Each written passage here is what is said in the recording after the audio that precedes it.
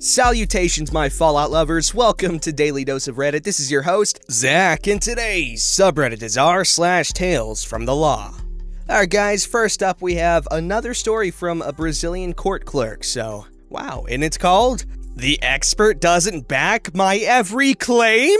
He considers me enemy!" Or the enemy, I'm assuming. I'm a clerk on a state court. The Brazilian law is very different from the American, so you'll probably find some strange things, but I'll try my best to explain them. I work at a relatively small district, so we know most of the lawyer offices that function here, and their peculiarities. Some of them are buttholes. Some of them are just dumb. Some are lovely and give us nice pens on Christmas. There's this firm, let's call them Barabbas and Barabbas Associated Lawyers, that is always causing us trouble. They once stole a file for 3 months to stop their client from getting a new lawyer. This kind of behavior. This is a very industrial district, and Brazil is huge on government pension and public welfare. So we get a lot of lawsuits of workplace accidents, work-related illnesses, and retirement due to permanent and total disability. Let's call it PTD.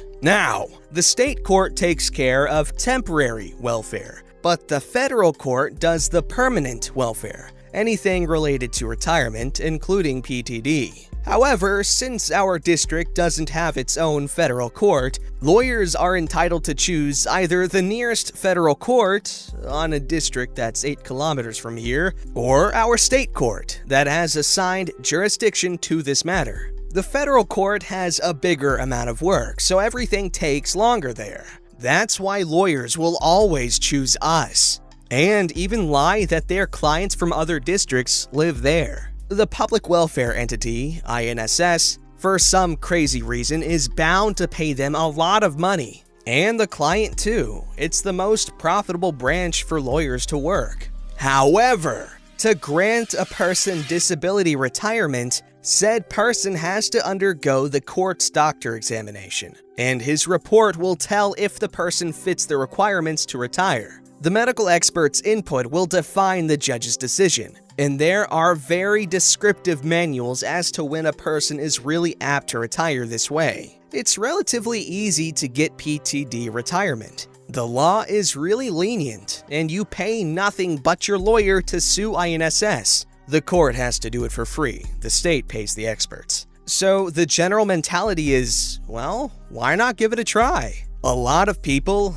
and mainly a lot of shady lawyers, will start a lawsuit due to a very silly illness. Like, we get it, Jose, you screwed up your knee from carrying boxes. You can still work, just not carrying boxes. You're not entitled to just completely stop working at 40 and just stay home all day forever, reaping public money. In theory, the law requires that employers reuse the worker for another function that won't trigger his minor illness in these cases, but I don't see that happening. Anyway, we have only 2 doctors on our court, and one of them is really unreliable. The other, Dr. W, is completely fine. But now, Dr. W is being sued by Barabbas and Barabbas Associated Lawyers for antagonizing them. Judges, court experts, and other court-related workers are considered a neutral, impartial party, unless in a few cases, if one of the lawsuit parties is a relative, a friend, or an enemy. On these cases, you have to declare suspicion and back down from said lawsuit. Another judge, expert, etc. will replace you. Barabbas claims that a lot of his clients are unfairly being considered apt to work instead of apt to retire, because Dr. W considers Barabbas an enemy. He says Dr. W can't examine his clients because he'll make unfair and partial conclusions. Dr. W doesn't live in this district. He just comes here like once a month. And he doesn't even see lawyers on his way to his office. His reports are very good and detailed, so much better than our other experts. The reason why a lot of Barabbas' clients aren't apt to retire is because they aren't gravely ill. And my coworkers and I are all pretty sure that Barabbas knows that very well. Lawyers are largely instructed about what can and what cannot be considered a PTD. But Barabbas recklessly sues INSS anyway, because it's for free and, no matter the outcome, the client has to pay him. What happens now? Dr. W has to face a completely unfair lawsuit, and all of Barabbas' clients will be put on hold, since the unreliable expert takes forever to examine people and write each report. Literally over a year. Some of them have serious issues, and the judgment of their lawsuit will be postponed. Maybe Dr. W will be so tired of this crap that he won't work for our court anymore. All because Barabbas and Barabbas associated lawyers are both delirious and shameless. Okay, yeah, that sounds annoying and all, but Barabbas and Barabbas associated lawyers, that is such a cool name to have chosen. Now I want to go to a seafood restaurant and drink margaritas, even though I hate the taste of alcohol. I'm sorry, that was completely unrelated. So I'll say this. While I am unfamiliar with Brazilian law, I am very familiar with bird law. Pretty sure I've used that joke before, but it's always sunny.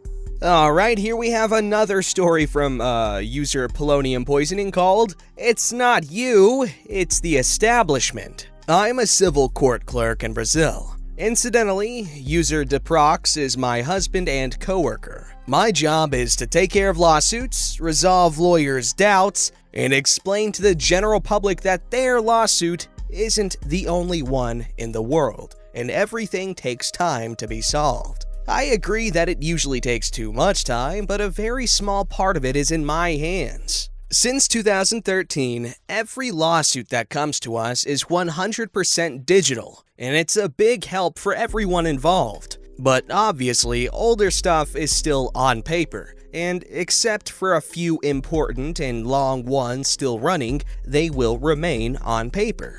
People have a lot of trouble understanding that our time and resources are limited, so we can't scan their parents' divorce that happened in '76. And they're gonna have to wait until an outsourced company retrieves the dusty file from the state archive in another city. I don't have a password for that to give to you.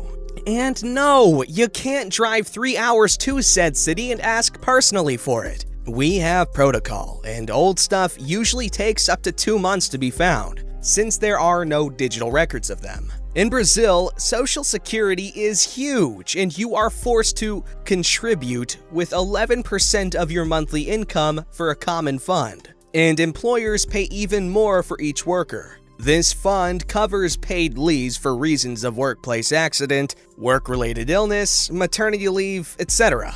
It's the same fund that pays pensions to the retired, be it for reasons of old age, time of contribution, or disablement. Turns out, the agency in charge of deciding if you're eligible to benefit from any of those pensions declines a lot of requests, so people turn to lawsuits to get their alleged rights. Some requests are legit, but there's a lot of bad faith too. Like the time a guy wanted to get paid leave due to a workplace injury he got playing football. He was a truck driver, and it was his day off. My judicial district is known for having a lot of people benefiting from Social Security, since there are a lot of factories and underemployment. So people are often disabled with tendinitis, rotator cuff syndrome, etc. Also, the system is super bureaucratic, so if, for instance, you once had a lawsuit requesting a paid leave due to work-related illness and the Social Security agent stops paying you, it's temporary, but you're still ill, you usually cannot ask for it to be re-established in the same lawsuit, and have to sue the Social Security agency again.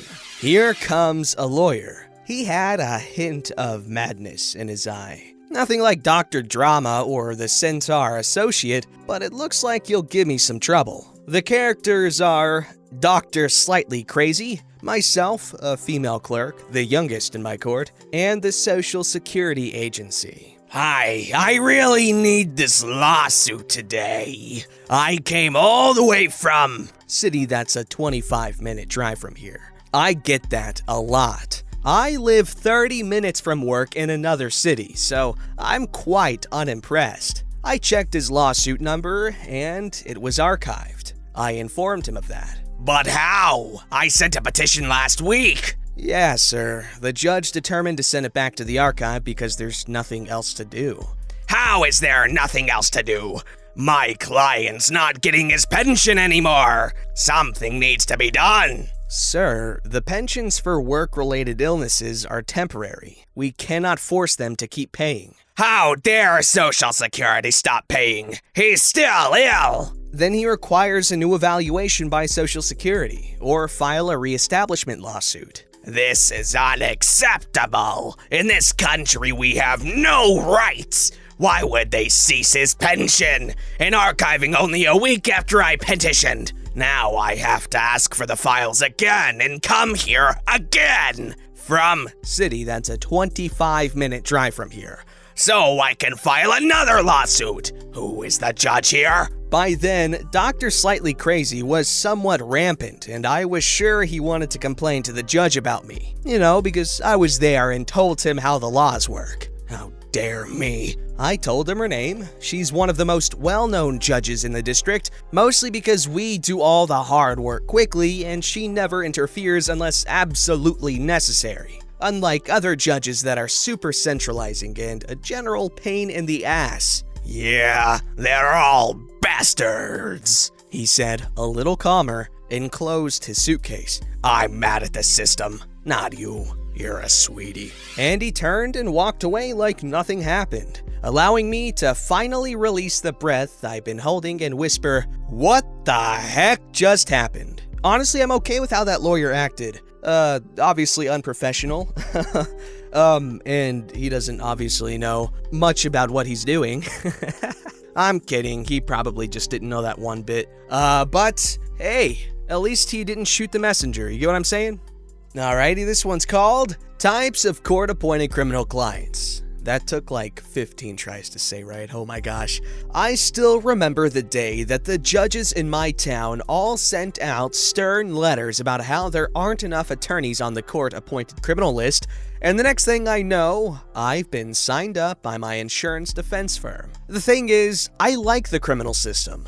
I like the "screw it, let's try this sucker in a month" attitude of criminal law. I like the lack of endless discovery disputes. The biggest problem is, of course, the clients. Keep in mind, this is court-appointed work. These people are my clients because they are indignant and could not afford anyone else. OJ had a 15-man defense team that focused solely on his case for years before trial. OJ could pay for it. These people can't. That means they can't leave me, and I can't leave them. Once you're appointed, you can only back out under a narrow set of circumstances, and just generally, being a pain in the ass isn't one of them. I've had a few nice criminal clients, however, even the nice ones have their problems. In my humble opinion, every criminal court-appointed client you get is a mix of at least one of the following people. Or sometimes it's just an undiluted type of the following. The liar. This is by far the most common. When the case starts, I tell them that I am the only person on this earth who can help them. Not God or Jesus or Muhammad sallallahu alaihi wasallam. Me. Therefore, it can only hurt their case to lie to me, and will inevitably screw them down the road. But some just don't get it. They swear to God they can pass a drug test, and then fail that same day, and admit they smoked meth the night before, or swear they didn't steal the wallet, and then surveillance footage shows they did. I kinda feel bad for them. Most of them had crap childhoods, and lying became a way of life. They figured they've lied their way out of every tough situation in their lives, so this will be no different. It's a hard habit to break that makes my job harder. The American legal system is where flimsy lies go to freaking die. The unreachable. You can always spot these ones a mile away because they start off so pleasant, totally truthful, realistic about their case in the system, and generally aware of the fact that I know what I'm doing. The problem starts when you actually need to talk to them. They never pick up, their previously fine phone is dead, they just got their 5th new phone this month, the number they gave you was actually their baby mama's number and they're having a fight. They make no attempt to follow up with messages or respond to letters. You call them in for a meeting and they don't show up on time, only to appear unscheduled hours later when you're eating lunch or with another client. They just don't have their crap together, despite being generally cool. And that is a huge pain in the ass because all legal proceedings are really collaborative ventures with counsel and client. The clinger. I take a don't call me, I'll call you approach to this crap. I do this because practicing law is just the biggest hurry up and wait game ever. Massive swaths of time can go by where nothing happens. Criminal work is typically faster due to constitutional protections, but there are still a lot of days that go by with minimal action. The clingers don't get this though. They call you constantly, and while I don't have a problem easing a worried mind, I am also very busy with other files. You get up to use the bathroom and BAM! 5 missed calls. They have their mom call you. They show up at your office randomly just to talk. And the answer is always the same. They just don't accept it. I made a rule that I will only answer calls from appoints on Wednesdays and Fridays.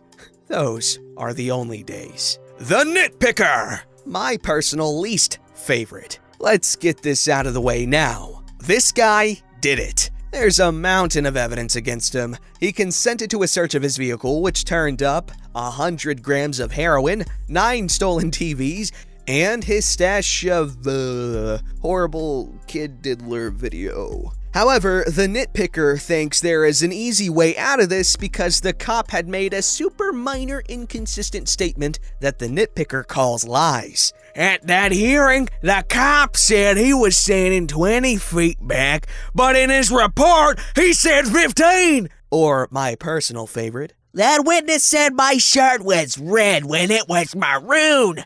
I mean, it was still me, as the videotape shows, but will the court just let him lie like that? They don't understand that I can't throw the case out because the cop was off by 5 minutes on when he said he got to the scene in his report. The victim. I get it. Being arrested sucks. Having to go to jail is crappy, and I would do everything I could to avoid it if given the chance. However, the victim just can't believe that crimes come with punishments. They think the judge is after them, and if I point out one negative about their case, I'm against them too. Never mind the fact that the judge has way more important things to worry about than your shoplifting case and would love to make your case go away if he could. The victim will cry constantly, and although I sympathize, my job is to clean things up post-cry. The time for tears is before you see me, not after, and certainly not during.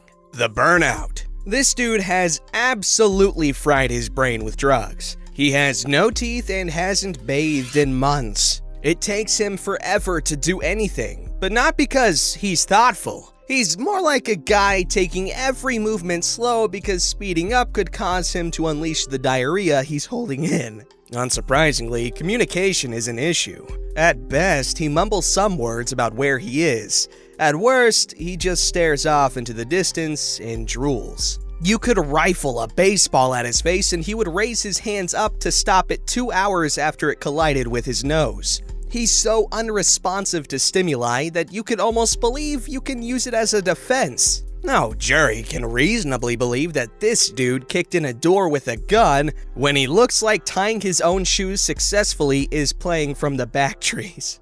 Have any of you guys had to use a court-appointed lawyer? If so, why, and how was that experience? And if you've ever had both a court-appointed lawyer and at one time a paid-for lawyer, what were the experiences like compared to each other? And would you consider a court-appointed lawyer, court-appointed lawyer, would you consider that to be inferior? Don't forget to like, subscribe, and hit that bell to never miss an episode.